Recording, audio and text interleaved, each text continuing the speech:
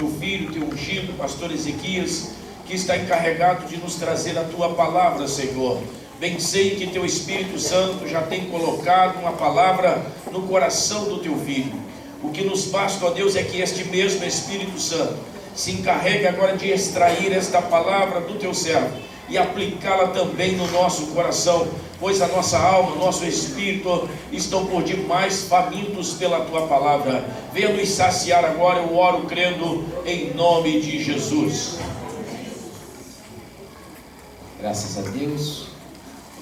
Quero cumprimentar os irmãos com a paz do Senhor, amém? Amém. Convido os irmãos para lermos a palavra do Senhor, a carta aos Efésios, no capítulo 6, a partir do versículo 10, aquele texto que fala sobre a armadura.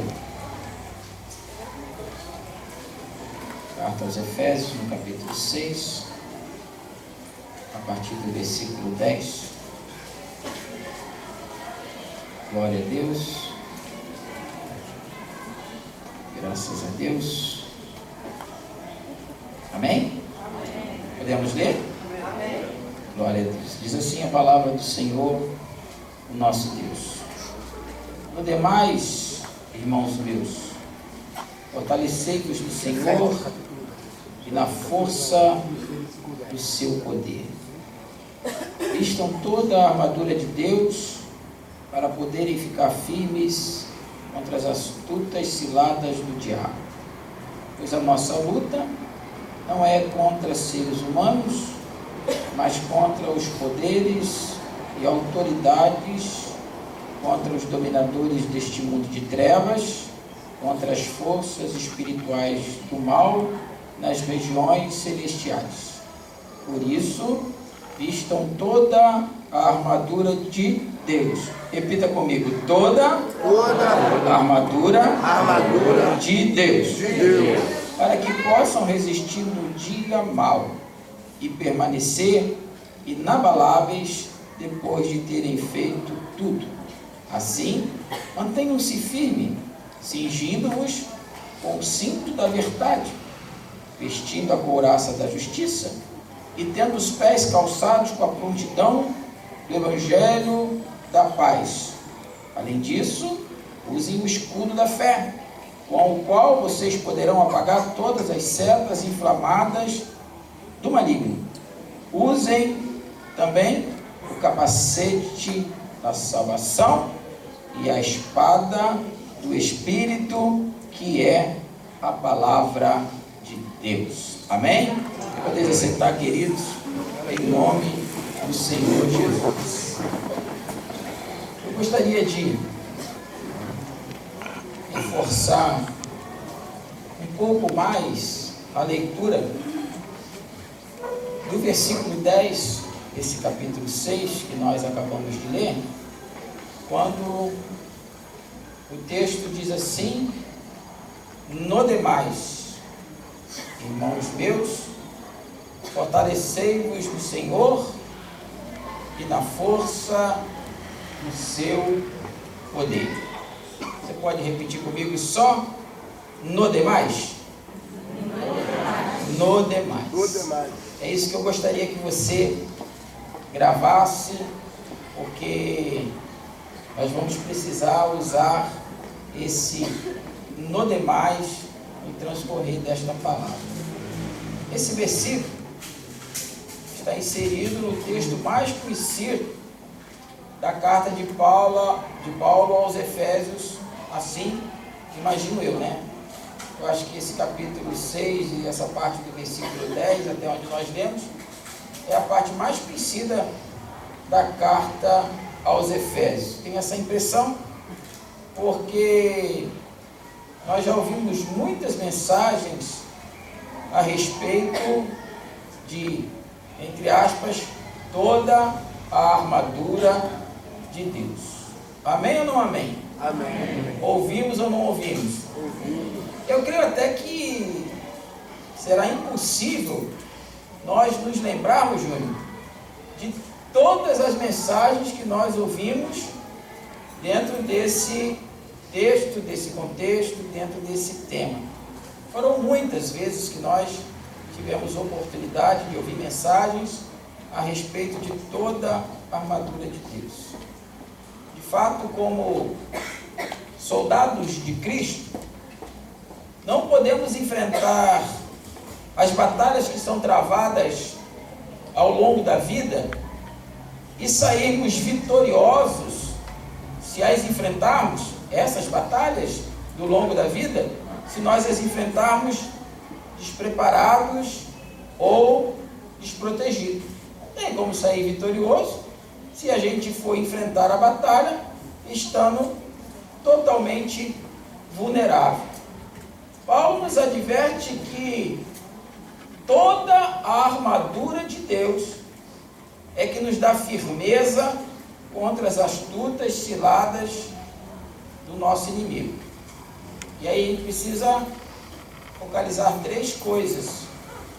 A gente precisa entender, é fundamental a gente entender 3 coisas. Primeiro, é toda a armadura é de Deus e a responsabilidade de se revestir é de cada um de nós. Entende? É toda, não é parte. É de Deus, não é outra armadura. E é revestir-vos. Não é a gente pedir a Deus para nos revestir. A responsabilidade é nossa.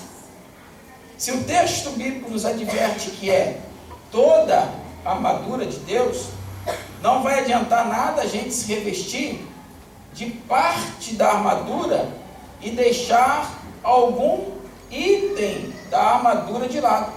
Porque o inimigo sempre vai descobrir qual é o ponto que está vulnerável. Ele vai sempre descobrir qual é a parte que não está protegida. E ele vai atacar onde?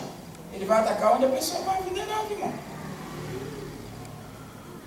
Se a gente pudesse, se não for ofensivo aos ouvidos dos irmãos, dizer que o nosso inimigo tem uma qualidade, se não soar muito agressivo, né? Falar que ele tem uma qualidade, se você me permitir, se você aceitar que eu use essa expressão, dizer que ele tem uma qualidade, a gente pode dizer, ele é perseverante.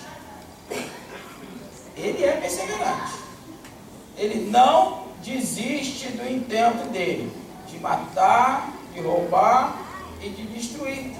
E todas as vitórias, irmãos, que nós conquistamos sobre ele, até esse momento presente, todas elas estarão em jogo nos momentos subsequentes, porque ele vai tentar de novo. E a gente precisa estar revestido contra isso. Note bem que cada item da armadura é responsável por proteger uma parte do corpo do soldado. E Paulo aqui, ele nos dá 6 itens, ele descreve 6 itens. Ele fala de cinto, ele fala de couraça, ele fala de sandálias, ele fala de escudo, ele fala de capacete e ele fala de espada.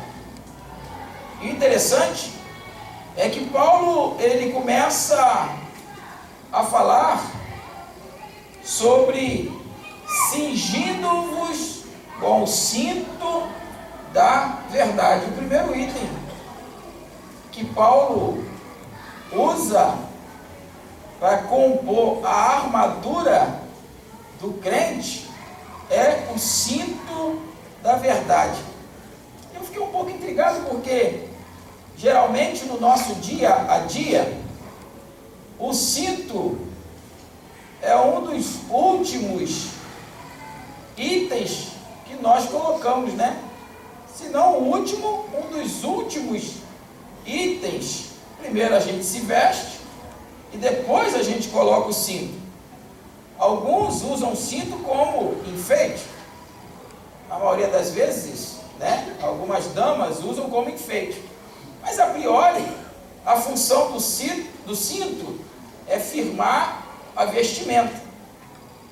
Então, como que a gente, humanamente falando, a gente vai começar a se vestir e colocar o cinto se não colocou a vestimenta, né? Parece que Paulo dá uma atropelada, né? Porque a primeira coisa que ele fala é: cingindo-vos com o cinto da verdade. É porque a armadura de Deus, ela só começa com verdade. Se não houver verdade em nós, nem adianta tentar vestir as outras partes da armadura.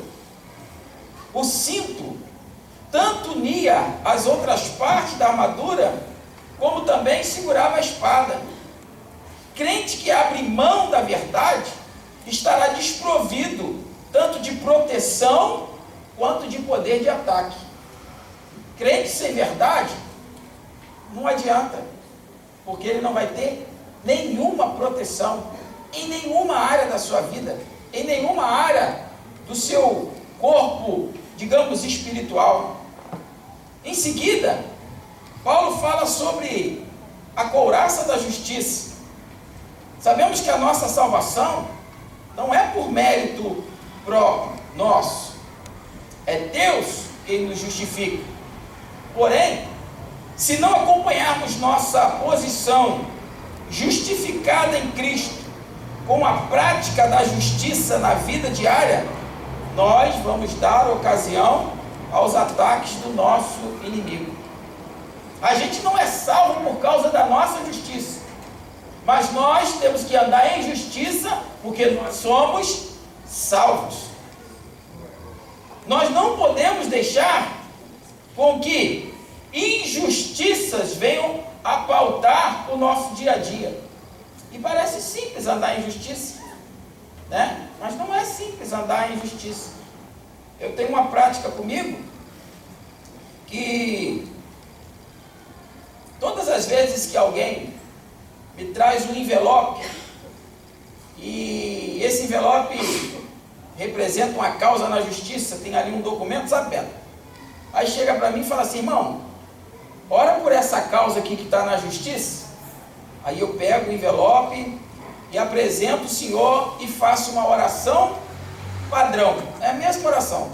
Se for me pedir oração por uma causa na justiça, você já vai até saber qual é a oração que eu vou fazer. Sabe qual é a oração que eu faço? Eu levanto o envelope e falo: Senhor, tu sabes que o juiz não conhece o fato, e ao juiz serão apresentadas versões, uma favorável a um lado, outra favorável a outro lado.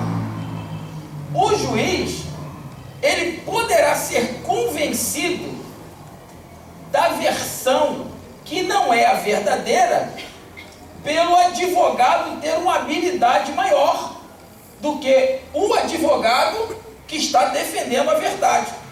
Entende, Beto, o que eu quero dizer?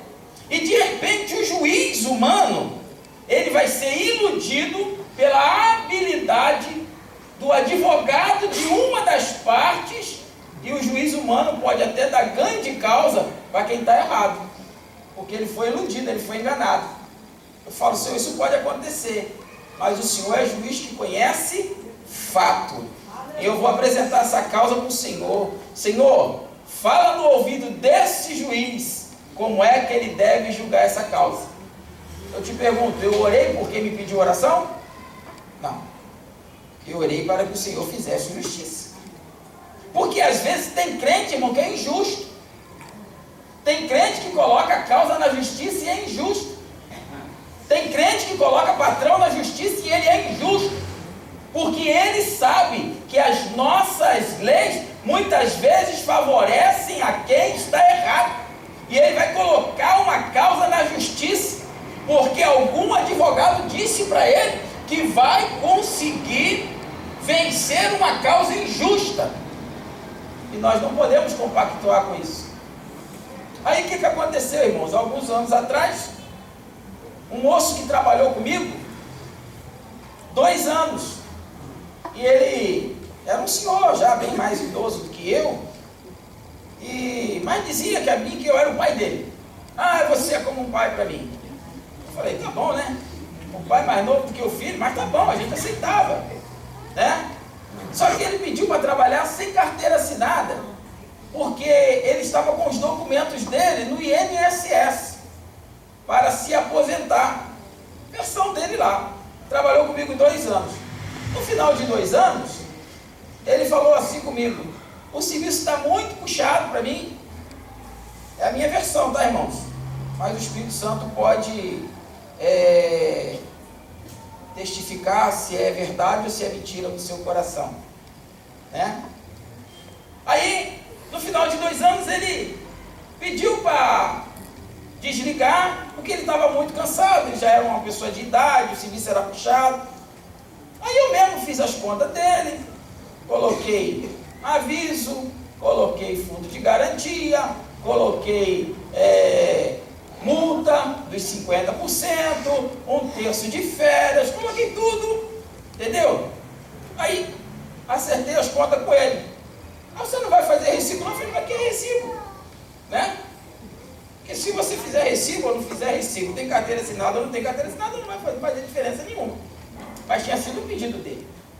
Passou um tempo, o INSS disse que faltava ele 6 meses ainda de carteira assinada para ele completar o tempo de serviço.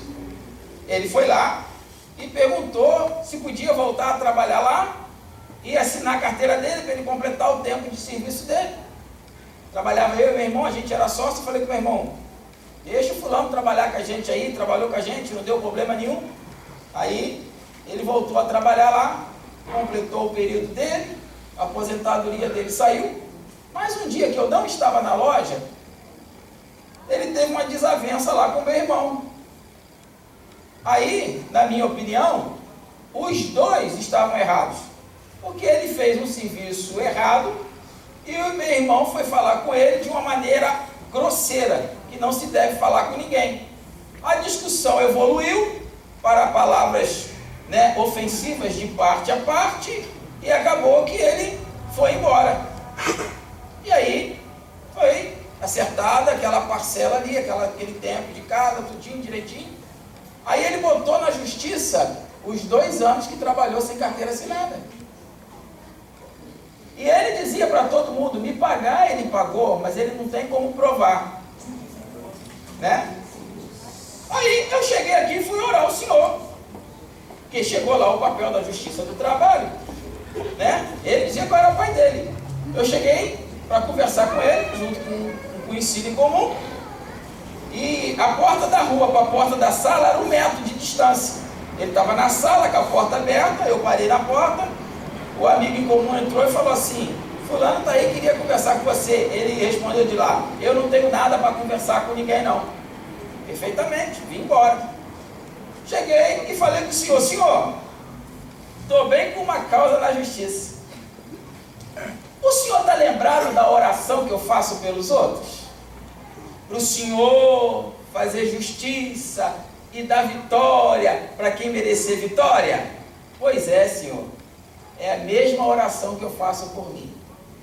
Que o Senhor julgue e dê justiça a quem mereça justiça.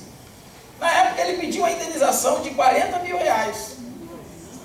Na época, pelos 2 anos que trabalhou e colocou lá bastante coisa. Irmãos, Justiça do Trabalho. O cara trabalhou 2 anos sem carteira assinada. Não adianta. Não tem justificativa, não adianta você chegar lá e falar, não, mas foi ele que pediu. Não serve. Sabe quanto que ele ganhou? Na mão do juiz lá, bonitinho na mão do juiz, ganhou R$3.500, parcelado, nos quais ele teve que dar 30% com o advogado, que deu R$1.050, e ele ficou com R$2.450, o que era o equivalente, na época, no máximo a 2 meses de serviço dele. Deixa eu dizer uma coisa para os irmãos, eu tinha um negócio que era um negócio muito abençoado, e o negócio entrou num período difícil. Eu não demiti ninguém dos que trabalhavam comigo. Aí você pergunta assim, mas como é que você fazia? Se você tinha muitas pessoas que trabalhavam para você e agora você não ia conseguir pagar. Eu orava e falava, Senhor, abre uma porta abençoada para eles. Mas enquanto Deus não abrir uma porta melhor para eles, eu não os demitia. Certamente, esse moço não seria demitido. Ele continuaria trabalhando lá, enquanto Deus não abrisse uma outra porta para ele. Agora, você pode falar assim, não, mas isso aí é a sua versão, ô pastor Ezequiel, né? Eu precisaria ouvir o outro lado da moeda para fazer um contraponto, né? Tudo bem, eu não posso trazê-lo aqui para dar o contraponto, mas eu posso falar que há poucos meses atrás, ele nunca mais passava na calçada da onde a gente trabalhava, ele entrava na rua e dava a volta, ele tinha um constrangimento, sei lá, né? E não passava ali. Há uns meses atrás ele me cerca na rua e fala assim, pastor, eu queria te pedir perdão pelo que eu te fiz. Eu falei para ele, irmão, isso é passado, já está vencido, entendeu? Você me perdoa? Não, pá, está perdoado, nós continua sendo amigo e está tranquilo, porque também cabe a nós o dever de guardar os nossos corações de ressentimentos e mágoas. E não é de boca para fora não, é de verdade. Então, se passado alguns anos ele veio me procurar, né? Então, dá para os irmãos raciocinar se a história é mais ou menos do jeito que eu estou contando, ou se eu estou pendendo para um lado. Por que eu estou dizendo isso, irmãos? Nós precisamos ter justiça, justiça nos nossos relacionamentos, justiça nos nossos tratos, justiça em todas as coisas. Depois Paulo, ele fala sobre as sandálias. E eu gosto muito da versão na linguagem atual que diz assim, calcem como sapatos a prontidão para anunciar a boa notícia da paz. Os soldados romanos usavam sandálias com cravos nas solas para lhes permitir mais firmeza na hora da batalha. A gente que gosta muito de assistir futebol, né? Vê que quando está chovendo, os jogadores usam umas travas, né? Umas travas mais altas para dar firmeza no campo molhado. Fazendo assim uma comparação, male-male, né? Os soldados romanos usavam uns calçados também com cravos para terem mais firmezas. Por que, irmão, que a gente precisa ter sandálias espirituais com cravos para termos mais firmeza? Porque as batalhas se dão nos terrenos mais variados, entende? Nas situações mais variadas. Isso fala de situações inesperadas que nós enfrentamos na batalha. Fala de pedras, fala de espinhos, fala de temporais, de vendavais, de víboras, né? Que nós enfrentamos na nossa caminhada. Tudo isso pode aparecer no caminho. Não dá para a gente escolher um terreno favorável na hora das batalhas espirituais. A gente precisa ter firmeza, e a prontidão para anunciar a boa nova também fala de constância. Nós não podemos escolher hora para falar sobre as boas novas.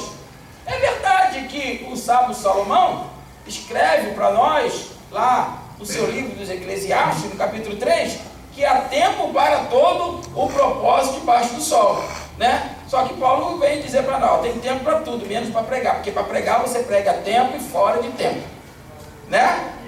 Paulo diz que para pregar não tem tempo, não diz, Walter? Há tempo e fora de tempo. Mas para podermos anunciar em tempo e fora de tempo, é preciso a gente estar com o testemunho em dia. Para a gente poder anunciar em qualquer terreno, em qualquer momento, estar pronto para anunciar o Evangelho, o testemunho tem que estar em dia. Depois ele fala sobre o escudo da fé. É o próximo passo que Paulo apresenta sobre a armadura. Fé. Em meio aos sucessos da vida, fé. E em meio aos fracassos da vida, fé. Em meio às alegrias da vida, e em meio às tristezas da vida, na hora que mais precisamos do escudo da fé, irmãos, é quando as coisas estão indo mal. Quando é que a gente precisa mais do escudo da fé? É quando as coisas estão indo mal. Só que a gente, me permita usar o agente e incluir você nesse balaio, né? Se você não estiver nesse balaio junto comigo, não se sinta ofendido, eu te dou o direito de pular fora do balaio, né? Aqui o balaio é tão grande que eu falei, não deve ser só para mim esse balaio, né? Eu estou dentro de um balaio grandão, eu falei, deve ter mais gente comigo aqui. Mas não se ofenda, se você disser assim, não, isso não acontece comigo, então, tudo bem, eu te dou o direito, pula para fora do balaio, né? Mas aqueles que estiverem junto comigo nesse balaio, numa ordem natural, o que gera milagre? Fé, né? A fé gera milagre, né? O milagre, então assim, o milagre se alimenta de quê? Da fé. E o que alimenta a fé? Na maioria das vezes, é o milagre. Vê se você concorda comigo. Quando você ora com fé, o milagre acontecer, essa fé gera o milagre. Amém? Amém. Aí quando acontece o milagre, a sua fé não cresce? Aí você ora com mais fé ainda para outro milagre acontecer. Só que a gente precisa diversificar. A gente precisa diversificar a manutenção da fé. Porque a gente, na maioria das vezes, né, a gente só está alimentando fé de milagre. A gente só tem fé quando o milagre acontece. Mas a gente precisa manter a fé mesmo quando o milagre não acontece, né? Então a gente tem que dar outros tipos de alimento. E eu estava falando com uma amiga essa semana, e me lembrando dessa palavra, que no corpo físico, né? A gente, por exemplo, a gente vai comer batata. Batata faz bem? Faz. Batata faz bem. Agora, todo dia você vai comer só batata? Não. Você precisa colocar outros tipos de alimento no seu cardápio. Você precisa colocar alguma verdura, você precisa colocar alguma proteína, entendeu? Então a gente não pode alimentar a fé de uma coisa só de milagre. A fé, ela tem que ser desenvolvida, ela tem que ser alimentada com palavra, com oração, né? Então a gente tem que criar essa condição, porque não tem como a gente ficar sem o escudo da fé. Mesmo que a fé não esteja gerando hoje na tua vida o milagre que você está precisando, você não pode deixar a tua fé morrer. Talvez você esteja vivendo dias de não milagre. Entende, Júnior? Talvez esse tempo, né? Esse espaço de tempo, esse parêntese na tua vida, esse chave na sua vida, esse colchete na sua vida, né? De aquele negócio na matemática, né? Resolve que está dentro do parêntese, depois do colchete, depois da chave, é mais ou menos isso, né? Talvez esse período é um período de não milagre. Aí você resolve a parte do não milagre que está dentro do parêntese, mas continua ainda dentro lá do colchete. Aí você tem que continuar resolvendo o problema de não milagre. Aí tem a parte da chave. Aí você continua resolvendo, mas uma hora vai sair do parente, vai sair do colchete, vai sair da chave. Uma hora esse problema de não milagre vai cessar. Mas a gente precisa permanecer com a fé. Se você estiver vivendo dias de não milagre, lembrai-vos do Senhor. Lembrai-vos do Senhor, grande e terrível. Lembrai-vos do Senhor. Um dia o profeta, ele estava vivendo dias de não milagre. Nas suas lamentações, lá no capítulo 3, ele diz assim, não tem, na Bíblia da linguagem de hoje, diz assim, não tenho muito tempo de vida, e toda a minha esperança no Senhor já se acabou. Esse é o profeta falando. Eu não tenho muito tempo de vida e a minha esperança no Senhor já se acabou. Aí ele continua escrevendo, mas aí ele diz, mas a minha esperança volta quando eu me lembro do seguinte: o amor de Deus não acaba e as suas misericórdias não têm fim. Mas por quê? Que a esperança dele voltou? Porque ele não parou de meditar na palavra de Deus. O problema é que a gente às vezes para de meditar nas coisas de Deus. Ele diz assim: eu quero trazer memória que me traz esperança também. Então, na hora que o milagre não estiver acontecendo, encha o seu coração da palavra de Deus. Jó chegou até a dizer assim: ainda que ele me mate, eu vou continuar esperando nele. Eu nem sei o que vai acontecer comigo, mas vou morrer esperando nele. Mantenha a fé. Sem ela, a fé, os dardos do desânimo, da fraqueza, das dúvidas e dos maus desejos incendiarão o seu coração. Depois, Paulo fala sobre o capacete da salvação. O capacete fala de proteger a cabeça, proteger a mente. A mente é a primeira coisa que o inimigo quer conquistar. Ele não quer conquistar primeiro o coração. Primeiro ele quer conquistar a mente. Entendeu? Porque o pecado, ele entra pela mente, depois ele desce para o coração. No coração, o coração é o ventre que gera. Se fizéssemos uma comparação, as irmãs que me desculpem, mas em questões espirituais, o coração é o útero que gera o pecado. Mas ele é concebido na mente e desce ao coração. A mente é a primeira coisa que ele quer conquistar. Jesus até nos alertou sobre isso. Ele disse: antes de tudo, tome cuidado com a sua mente, porque de repente você nem está adulterando, mas qualquer um que na sua mente cobiçar uma mulher, já cometeu pecado. Entende? Se a mente foi conquistada, o pecado já está infiltrado. O ataque a Eva foi primeiro aonde? Na mente. Foi na conversa inteligível, racional. Foi nos argumentos. Os argumentos foram do que? No coração? Não, foram na mente. Você poderá me dizer assim: é muito difícil controlar pensamentos. É ou não é difícil controlar pensamento? Eu acho que é. Entendeu? Como que a gente vai impedir do pensamento vir? Eu acho difícil. Aí a gente tem que fazer o quê? Não deixar que o pensamento prospere. Eu não posso impedi-los de chegarem, mas eu posso impedi-los de ficarem ali, acomodados, dentro da minha mente, e ficarem ali. E como é que a gente faz isso? É só seguir as dicas do irmão Paulo. O irmão Paulo deu uma dica boa para a gente, quando ele escreveu lá para os irmãos filipenses. Ele disse assim: olha, quando você estiver pensando, você passa um filtro dos seus pensamentos.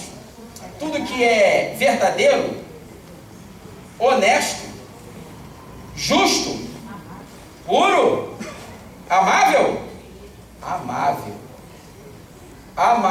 Não, o amável tem que ir. Eu tenho que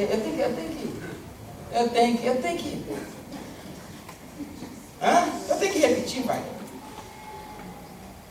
Tudo que é verdadeiro, tudo que é honesto, tudo que é justo, tudo que é puro, tudo que é amável, tudo que é de boa fama, se há alguma virtude, se há algum louvor, pensa nisso. Agora, começou a pensar, tu falou: isso aqui não é honesto, para de pensar. Isso aqui não é verdadeiro, para de pensar. Isso aqui não é justo, para de pensar. Isso aqui não é puro, para de pensar. Aleluia. Isso aqui não é amável, para de pensar. Para que você vai alimentar uma coisa que Paulo já está dizendo? Não pensa nesse tipo de coisa. Glória a Deus. Veja bem, Paulo, quando aconselhou a gente, ele não disse assim: tudo aquilo que for verdadeiro ou honesto. Ele não falou isso. Ele falou: tudo que é verdadeiro e honesto e justo e puro e amável, de boa fama, no que tem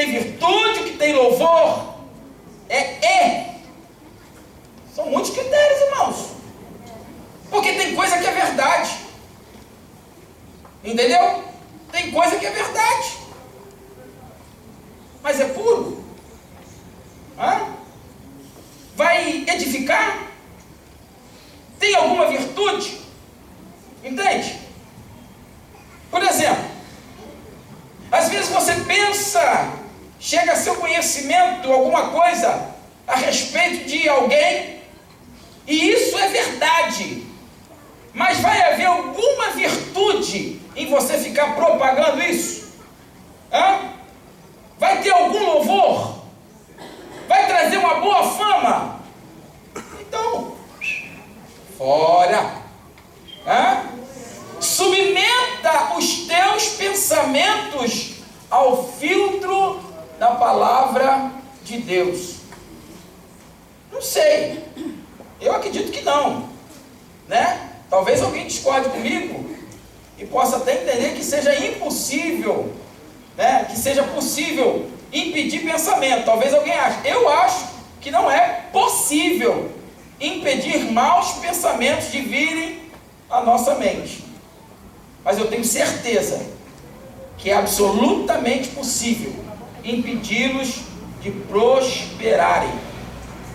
Começou um pensamento ruim, começa a cantar logo um hino, de preferência de sangue. Com preferência, sai, todo o poder das trevas, vai lá, né? Não vem com esse hino melancólico, não. Daquela rainha da tristeza. Que isso, irmão? Rainha da tristeza? É, Bruna Carla, rainha da tristeza, irmão. A Bruna Carla é a rainha da tristeza. O hino dela é: meu Deus, tudo está tão difícil para mim. Rainha da tristeza. Olha, Mendonça, rainha da vingança. Rainha da vingança, né? O negócio da Léa Mendonça é vingança. Entendeu? Não, irmão, canta hino de adoração. Fiel, justo, verdadeiro, o Senhor é poderoso. E começa a adorar a Deus, a louvar a Deus. Irmão, existe um motivo do louvor. Existe um motivo para se cantar. E qual é o motivo, Beto, para cantar, Beto, na igreja? Para nós, os crentes, cantarmos em casa, no trabalho. Qual é o motivo? Adorar a Ele. O foco é Ele, o foco não sou eu. Porque tem música que o foco sou eu. Eu estou sofrendo, está difícil para mim. Tem música que é Deus fazendo declaração para o crente. Inverteu. Em vez do crente estar adorando a Deus, Deus é que está adorando o crente. Entende, pastor? Então, ó, começa a raciocinar. Essa música aqui está adorando a Deus? Está adorando o Senhor Jesus? Está adorando o Espírito Santo?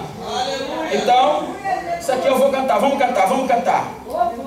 Eu já falei com o João Roberto. João Roberto está aí? Ele estava, né? Ele pode falar se é verdade ou mentira minha. Eu já falei. Chega aí, João Roberto, para testificar se é verdade ou mentira. Já não falei para você que quando você canta hino de adoração a Deus, a igreja acende? Irmão, pode prestar atenção, irmão. Os hinos que a igreja acende são os hinos que atraem a presença de Deus. E qual é o hino que atrai a presença de Deus? O hino que está adorando a Ele. Então, encha, quando vier mau pensamento, encha sua mente de coisas que adorem a Deus. Depois Paulo fala sobre a espada do Espírito, que é a palavra de Deus. Depois de todas as indumentárias de defesa, aí Paulo fala sobre empunhar uma arma, que também é de defesa, porque a palavra também é de defesa, mas ela também é uma arma de ataque. Concorda, professores? Né? A espada também é a arma de ataque. A espada do Espírito, que é a palavra de Deus. Um dia Pedro bem tentou defender Jesus com uma espada humana. Cortou até a orelha de um soldado, né? Era Malco o nome dele? Bem cortou a orelha do soldado lá. Só que a espada humana não prosperou no intento dela. não resolveu o problema daquele momento.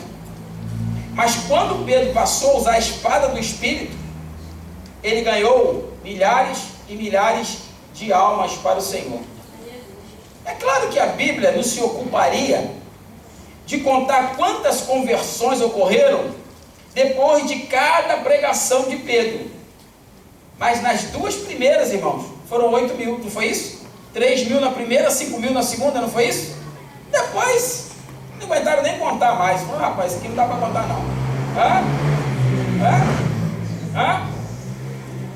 Mas o dia que ele usou a espada do Espírito, o dia que ele usou a espada humana, natural, não resolveu problema nenhum. Moisés tentou libertar o seu povo pela espada. Tentou ou não tentou? Resolveu? Não, deu no que deu. Mas depois, com a autoridade da palavra, as coisas foram diferentes. Vale também salientar que a espada do Espírito, a palavra, não se consegue apenas examinando a Bíblia com o intelecto. Eu vou ler a Bíblia, eu vou ler a Bíblia, eu vou ler a Bíblia, eu vou ler a Bíblia, eu vou ler a Bíblia. Eu vou ler 2 horas de Bíblia por dia. Todo dia eu vou ler 2 horas de Bíblia, 2 horas de Bíblia, 2 horas de Bíblia. Eu vou ler 2 horas de Bíblia. Tudo bem, vai te dar cultura bíblica, mas não vai te dar autoridade não, tá? Porque intelecto não resolve esse problema não. Muitos intelectuais o fazem, leem a Bíblia, até com o intuito de desmerecer a palavra, né? A palavra, espada do Espírito, só será eficaz na nossa vida se nós crescermos no conhecimento e na graça. É nos alimentarmos da palavra, mas nos alimentarmos da oração, para que Deus nos mostre dentro da palavra aquilo que Ele tem para nos mostrar. Quantos irmãos?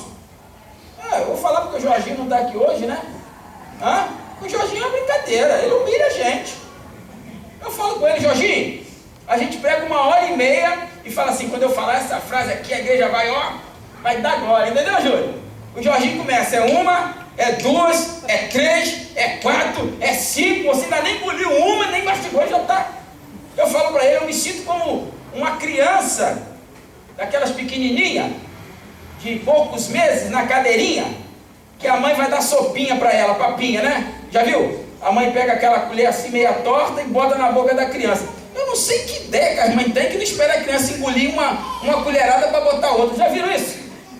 A criança ainda está com a boca cheia, já está vindo com outra colherada para botar. Aí eu falo com o Jorginho, eu estou igual uma criança, que tu nem engoliu uma, tu já está vindo com outra. Isso é com intelecto, irmão? Não é só intelecto, não. Aleluia. Tem coisa de Deus aí. Entende? É a graça de Deus, é a unção de Deus. Isso se consegue como, irmão? Uma vida de oração, de jejum, de assiduidade nos trabalhos, pontualidade nos trabalhos. Por que a gente não é pontual, irmão? Por que, irmão? Por que a gente é tão relaxado no que concerne ao horário dos trabalhos do Senhor? Falando com todos. Porque tem uns pregadores que falam, aqui não acontece isso não. Entendeu? Mas eu não digo isso não. Porque se não acontecesse, Deus não ia me dar para falar. Ou então não é Deus que está dando. O meu filho bem me convidou um dia. Ele está aí, ele pode confirmar se é verdade ou mentira. Para ir assistir o jogo do Flamengo com ele, lá no Maracanã. E olha que eu sou vascaíno. Botei uma camisa da Ferrari, vermelha, né? O Flamengo eu não ia colocar, né? Botei uma camisa, Gilmar, da Ferrari. Estou eu lá no Maracanã, para entrar, irmão, um mar de gente de vermelho e preto, e eu de vermelho. Aí passou um cara e o garoto gritou, ô pastor! Esse pastor aí é o vascaíno. Eu falei, cadê ele? Lá do Pantanal. Cadê ele? Neto, ele me tirou de casa 2 horas antes do jogo começar. Verdade ou não foi verdade, filho? 2 horas antes.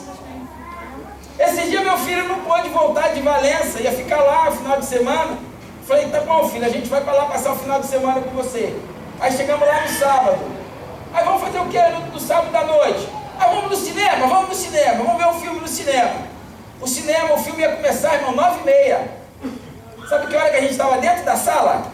Olhando para a tela apagada? 9 horas. Sentado olhando para a tela apagada, comendo pipoca e bebendo Coca-Cola.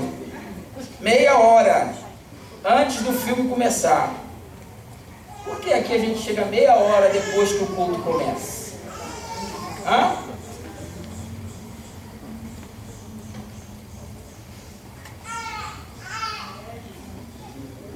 A gente precisa entender que para ter autoridade com a espada do Espírito, que é a palavra de Deus, a gente precisa dar prioridade a Deus. Porque senão vai ter conhecimento, mas não vai ter autoridade. Senão você vai dizer assim: sai, demônio! E ele vai dizer assim: Jesus eu bem conheço. Era Paulo, né? Paulo eu estou conhecendo também. Mas você quem é que é? E teve um dia que um cara na Bíblia foi expulsar o demônio no nome de Jesus que Paulo pregava, não foi isso? 7, né? 7 irmãos, eram irmãos? Nossa, Pai do céu. Chegaram 7 para expulsar o demônio e falaram assim: sai em nome de Jesus que Paulo prega. O demônio bem falou assim: ó, Jesus eu sei quem é, Paulo eu conheço também, vocês são quem? Deu uma coça. Mas deu uma coça, moeu os caras no cacete. Conhecer sem autoridade não dá não, irmão. Aleluia. A autoridade se consegue com comunhão. E comunhão se consegue com compromisso. Não pense você que vai ter comunhão com Deus sem compromisso com Ele, não, que não vai ter. Porque as coisas de Deus são do jeitinho dele. Então, irmãos, a gente agora entendeu, né? Que a gente precisa de toda a armadura de Deus. Você concorda comigo que a gente precisa de toda a armadura? Que não pode deixar nenhuma parte vulnerável? Agora a gente precisa entender que a gente precisa de toda a armadura de Deus. De Deus. E a armadura de Deus não se compra em mercados. Ela é adquirida pela graça, mas ela não vem de graça. Está entendendo? O preço que Jesus pagou lá na cruz foi o preço que a gente não podia pagar. Porque o preço que a gente pode pagar, quem tem que pagar é a gente. Concorda comigo, professor? Ele pagou o preço que a gente não podia pagar, mas o que a gente pode pagar, a gente tem que pagar. A armadura tem um custo. E a única moeda que tem valor no céu, que dá para comprar a armadura, é a moeda da comunhão com Deus. O problema é que nós às vezes confundimos ter comunhão com Deus com ter talentos de Deus. É muito fácil confundir isso. Quando a gente vê uma pessoa com muitos talentos, a gente imagina que ela tem muita comunhão com Deus, porque ela tem talentos. Então a gente relaciona comunhão com talento, mas são duas coisas completamente distintas. Sansão tinha talento extraordinário. Para lutas físicas, não tinha igual a ele, mas não tinha comunhão com Deus. Vocês concordam comigo ou não? Tinha talento, vencia, matava leão, matava mil com uma queixada. Ele, uma vez, irmão, ele estava na cidade de Gaza, não foi na cidade de Gaza? Ele entrou na cidade de Gaza, a cidade fechou as portas, né, que tinha aquele negócio. Aí ficaram sabendo que ele estava lá dentro, aí cercaram a cidade. De manhã, quando a porta da cidade abrir, a gente vai lá e prende Sansão. Aí Sansão levantou lá pelas meia-noite, arrancou os portões com os umbrais da porta da cidade, carregou para cima do monte, ficou lá em cima rindo do pessoal e vindo, esperando abrir a porta da cidade. A gente tinha arrancado o portão, com um portal e tudo carregado para cima do monte. Irmão, é doideira isso, irmão. O pastor Daniel está dizendo que a porta é de bronze. Sinceramente, eu não me lembro de que era feita a porta, né? Mas uma porta de cidade é uma porta pesada. Se for de bronze, então, irmão, mas ele tinha comunhão com Deus? Não, tinha força, mas não tinha comunhão. Vencia vários inimigos ao mesmo tempo, sem armadura humana alguma. Mas ele também foi lutar as lutas espirituais sem armadura espiritual. Venceu? Não. Não. Ele até venceu sem armadura humana, guerra com soldados com armaduras humanas. Mas quando ele foi enfrentar guerras espirituais sem armadura espiritual, ele perdeu. Ter talento é uma coisa, ter comunhão é outra coisa. Teve um servo que recebeu um talento, não fez nada com o talento, no final das contas ele foi reprovado. Servo mau, servo infiel. Não foste fiel, no pouco também não vou te colocar no muito. Talento de pé e mão, lança nas trevas exteriores, onde haverá pranto e onde direito. E tinha talento, irmão. Teve gente que Jesus falou que até expulsou demônio, mas não tinha comunhão, também foi reprovado. Senhor, Senhor, no teu nome expulsei demônio. Nem nunca te conheci. Aparta-te de mim, não te conheço. Tinha talento, mas não tinha comunhão. Pregar, cantar, pastorear, a igreja crescendo, tudo isso é bom, irmãos. É um desejo. Tenho certeza que é um desejo de todos nós. Mas sabendo que tudo isso só será importante se vier acompanhado de comunhão com Deus. Então agora a gente já entendeu que a armadura tem que estar completa e que ela tem que ser a armadura de Deus, que só se consegue com comunhão, não se compra. Falta-nos ainda entender que a responsabilidade é nossa de nos revestirmos. É claro que o Espírito Santo, toda vez ou quase toda vez que eu estou orando, o Espírito Santo tem um trabalho enorme, porque muitas vezes eu estou orando e o Espírito Santo trabalhando para consertar a minha oração, né? Porque às vezes a gente fala, irmãos, de uma maneira que não dá certo. Papai dizia que lá em Minas tinha uma irmã que orava assim: ô Senhor, tem consciência, né? Não está vendo como é que está a minha situação, não? Na inocência dela, ela falava, tem consciência, né? Eu vendo picolé agora, irmão, estou trabalhando com picolé. Aí o dia que faz frio, qual a sua perspectiva de vender? Zero.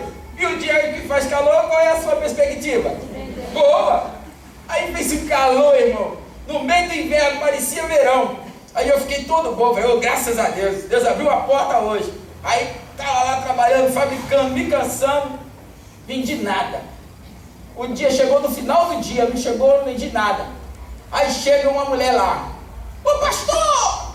Falei, meu Deus do céu, segunda-feira, dia de oração, já na hora de terminar de lavar tudo para vir para a oração, já a pessoa chegar atrasada, ficar do lado de fora, né? Não dá, né? Aí a minha irmã estava lá e foi atender ela. Aí, cadê o pastor daí? A minha irmã, não, ele está ali ocupado ali. Aí ela comprou 2 picolés. Eu pensei que tinha sido um só, mas ela comprou 2. Aí, tá bom. Aí estou terminando tudo. Aí quando eu vou lá, na parte onde tem acesso, volta a mulher: ô pastor! Aí deu de cara comigo, né? Falei, oi, tá lembrando de mim? Ou não? Eu sou a esposa do fulano. Lembro não. Filho de Cicrana, que mora perto de Herculana. Aí eu comecei a rir sem graça. Falei, não estou lembrando de ninguém. Falei, eu quero mais 2 picolé. Mas irmão, vai me perturbar. Vai comprar 2 picolé. De que tem? Eu quero desse. Troca por aquele outro. Não, vai de outro jeito. Que quando eles me liberaram, eu já estava no estado de Deus. Eu estava com vontade de jogar a irmã escada abaixo, com picolé, com dinheiro e tudo. Eu já estava nervoso. E eu estava tão nervoso, entendeu? E ela me comprou os 2 picolé, me pagou os 2 picolé e foi embora. Aí eu olhei assim e falei, não judia não, Jesus, quer provar a prova. Isso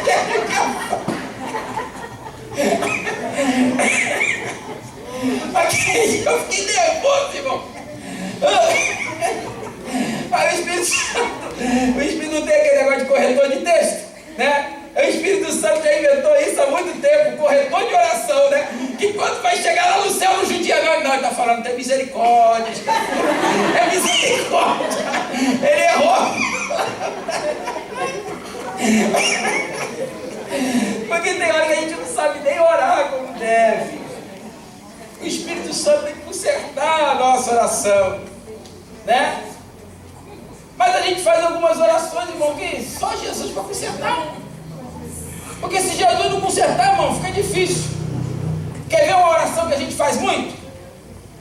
Geral, hein? Aí essa não sou só eu, não. Muita gente faz. Quer ver? Senhor, visita os hospitais. Já ouviram essa? Ah, essa vocês já ouviram, né? Aí Jesus falou, ué, mas eu mandei eles irem visitar, agora eles estão mandando eu ir visitar? Eu já mandei primeiro. Senhor, me revista com a tua armadura. Já ouviu essa também? Senhor, me revista com a tua armadura. Aí, não, mas peraí, eu já mandei ele se revestir da armadura, agora ele está mandando eu fazer o que eu já mandei ele fazer? Ah, Senhor, cuida do órfão da viúva. Não, mas eu já mandei você fazer isso. Senhor, abençoa os missionários, sustenta os missionários. E vai para os 5 continentes, na Oceania, na Europa, na África, na América do Sul, entendeu? Na Ásia. Mas ele fala assim, não, mas eu já mandei você fazer isso. Enfim, irmãos, quantas vezes eu quero que Jesus faça aquilo que ele já mandou eu fazer? Eu estou jogando na conta dele o que ele já jogou na minha conta. Entendeu, moçada? Concorda com essa palavra? Revestivos de toda a armadura de Deus. É a tarefa dada para cada um de nós cumprir. Agora que nós já entendemos que precisamos de toda a armadura de Deus e a tarefa de se revestir dela é de cada um de nós, eu quero chamar a atenção para o fato de que esse revestimento de toda a armadura de Deus é apenas um complemento. Na verdade, isso aqui, se não fosse parecer presunção minha, eu diria, é apenas a introdução.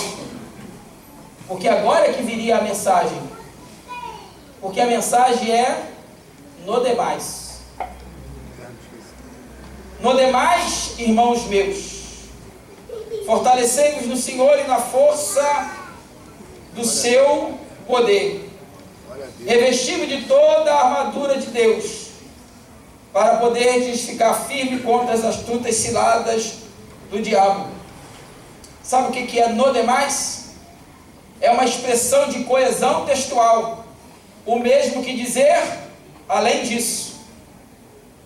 Além disso, fortalecei-vos no Senhor, na força do seu poder, e tomai toda a armadura de Deus. Além disso. É uma expressão que designa sentido como de restante. De restante, irmãos meus, fortalecei-vos no Senhor e na força do seu poder, revesti-vos, pois, de toda a armadura de Deus. Se revestir de toda a armadura de Deus é algo que a gente deve fazer no demais. Além disso, de restante. Mas além disso o quê? Além de tudo que Paulo ensina aos Efésios antes de falar da armadura. E o que Paulo ensinou antes, que na ótica de Paulo precedia a necessidade da armadura de Deus, ou criava condições para se revestir da armadura de Deus? Quantos querem saber? Diga graças a Deus. Graças a Deus. Então vamos lá, já que você quer saber. Para começar, Paulo endereça essa carta aos irmãos em Éfeso com uma especificação singular. Quando ele começa a escrever a carta, ele escreve assim: aos santos que estão em Éfeso e fiéis em Cristo Jesus. Por que eu acho que isso é de muita relevância? Porque tem assuntos, e esse era um deles, que você só pode tratar com pessoas santas e fiéis. Que tem assunto que não adianta você tratar com pessoas que não são santas nem são fiéis. Tem assunto, irmão, que quem não é santo e não é fiel não vai querer ouvir você falar. Ele vai achar que está enchendo a paciência dele, está torrando a minha paciência, vai procurar escapulir, vai dar sede, vai dar fome, vai dar vontade de ir no banheiro, vai ter que resolver um negócio. Aliás, vou dar uma dica para vocês, prática, de toda vez que alguém estiver enchendo muita paciência de vocês com abobrinha, pessoas vazias, e vocês quiserem se livrar dela, começa a falar de coisa de Deus. Ela fala, a paz do Senhor, irmão, eu tenho que ir embora, eu tenho que resolver. Logo aparece um negócio para resolver, não é, irmã? Você começa a falar de Jesus, quem quer falar abobrinha, logo arruma outra ocupação. Tem assunto que você só pode tratar com pessoas santas e fiéis. Detalhe, não que pessoas santas e fiéis sejam pessoas infalíveis, não é isso. Mas porque elas, santas e fiéis, embora falíveis, estão sempre dispostas a reparar aquilo que for necessário reparar. Paulo começa a ensinar que Deus nos abençoou com todas as bênçãos espirituais nos lugares celestiais em Cristo Jesus, e nos escolheu antes da fundação do mundo para que sejamos santos e irrepreensíveis em amor. Antes de nos revestirmos de toda a armadura de Deus, Deus fez uma escolha em nós para sermos santos. O que é ser santo? Pertencer somente a Ele, separado para Ele. Irrepreensíveis em amor, nos apresentarmos diante dele sem culpa alguma. Como que podemos pertencer somente a Deus e nos apresentarmos diante dele sem culpa? Aí é que Paulo vai dar as orientações. Olha as orientações que ele nos dá. Primeira orientação: habite Cristo no vosso coração. Você quer se revestir de toda a armadura de Deus? Amém ou não amém? Amém. Habite Cristo no vosso coração, senão não tem como se revestir. Cristo, apesar de toda a sua grandeza, que é infinita, não tem dificuldade alguma de habitar no nosso coração. Só tem uma coisa que ele não permite: dividir o espaço com ninguém. Com ele é tudo ou nada. Ele é intransigente. Segunda coisa, Paulo diz: andeis de modo digno da vocação com que fostes chamados. A vocação com que fomos chamados requer de nós, todos nós, independente da tarefa específica, dignidade espiritual. A nossa maior vocação, irmãos, não é pregar, não é cantar, não é lecionar, não é orar, não. A nossa maior vocação é termos sido chamados para a salvação. O que é andar de modo digno de um crente salvo? Paulo fala, é andar em humildade, em mansidão e suportando-vos uns aos outros em amor. Isso é andar do modo digno da vocação com que fomos chamados. Está achando difícil ser ao mesmo tempo humilde, manso e suportar um ao outro? Então como é que você quer tomar toda a armadura de Deus para resistir no dia mau? Aí chega no dia mau, tu está sem armadura? Porque faltou humildade? Porque faltou mansidão? Porque faltou suportar uns aos outros? O que tem de gente não resistindo no dia mau, irmãos? O que tem de gente sucumbindo no dia mau? Porque faltou humildade, mansidão e tolerância? Acabou? Que nada! Está só começando as orientações de Paulo. Olha só o que mais ele diz para nós andarmos dignos da vocação por que fomos chamados. Esforçai-vos diligentemente por preservar a unidade do Espírito no vínculo da paz.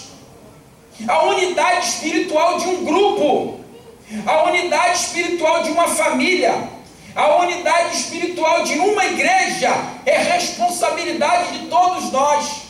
Cada um é responsável por manter a unidade do Espírito no vínculo da paz. E só preservaremos a unidade do Espírito através do vínculo da paz. Se não tem paz, você não vai conseguir preservar a unidade do Espírito. Só conseguiremos viver em paz com outras pessoas se nós estivermos em paz com Deus. Andar digno da vocação com que fomos chamados é: vos despojeis do velho homem aquelas atitudes antigas, aquelas características antigas, personalidade antiga. No dia da festa aqui, aquela moça que estava pregando, Tawane, eu até gostei muito da pregação dela, mas teve uma frase que ela disse que eu fiquei desconfortável, quando ela disse que Deus mudou o caráter de Paulo.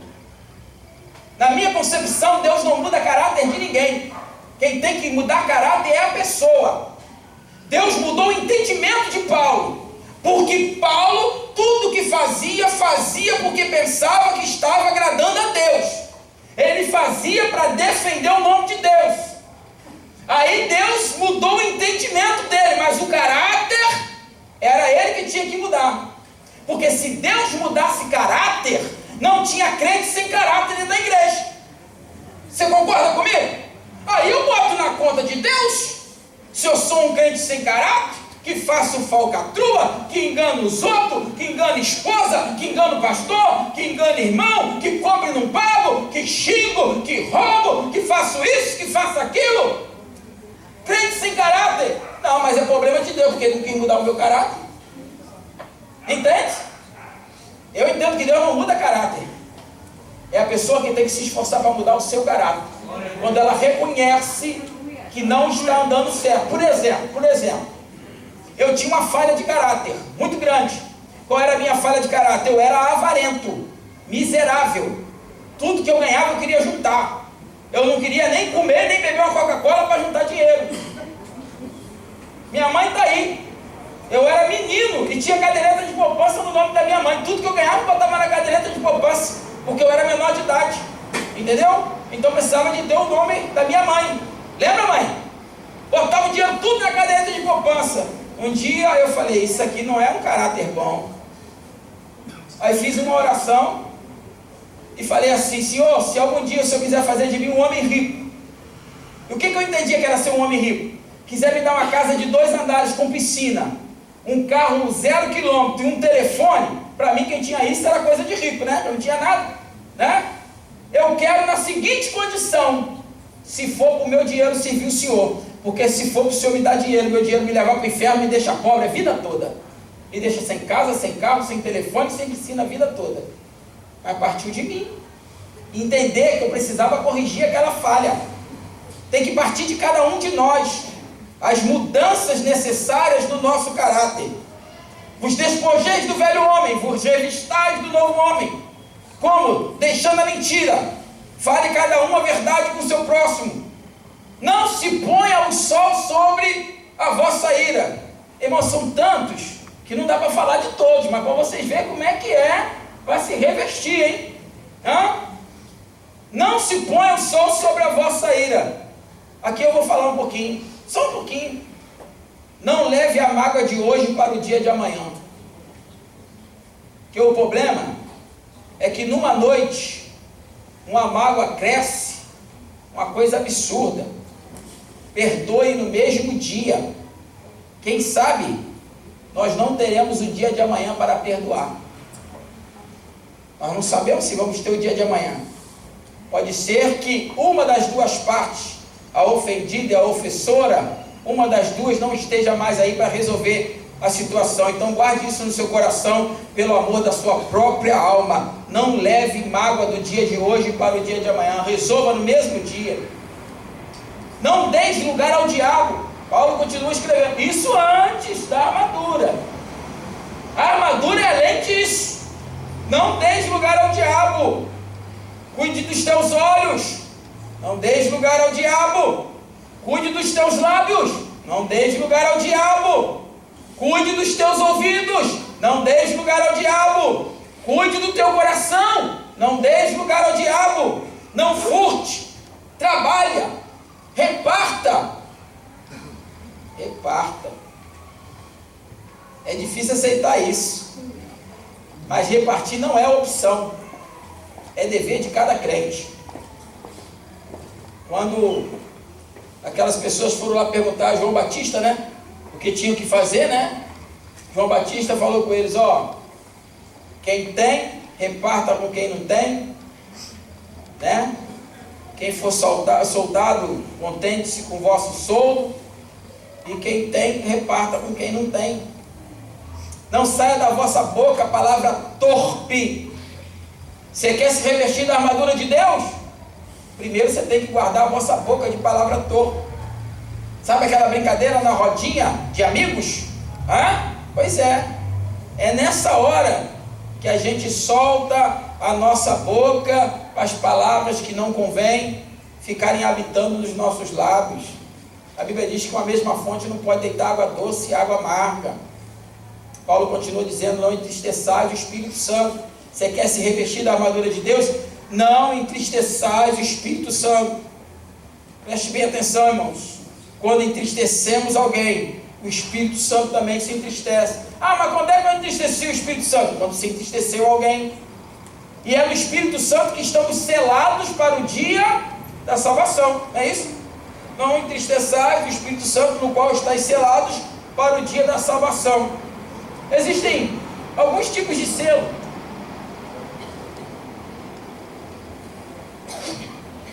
Hoje em dia, né, não se usa muito. Antigamente tinha uma carta que você botava na caixinha do correio, né? O pessoal da antiga aí sabe disso, né? Os novos só sabem negócio de e-mail, WhatsApp, né? Mas antigamente tinha uma carta, eu mandava carta. Você botava na caixinha do correio, o correio levava e entregava lá no fim do mundo. Mas tinha que ter um selo. Lembra não, né? Sei. Não entristeçai o Espírito Santo. Tinha que ter um selo. O selo é que garantia aquela carta chegar no destino, senão ela não chegava no destino. O Espírito Santo, nós somos uma carta, né? Uma carta aberta, né?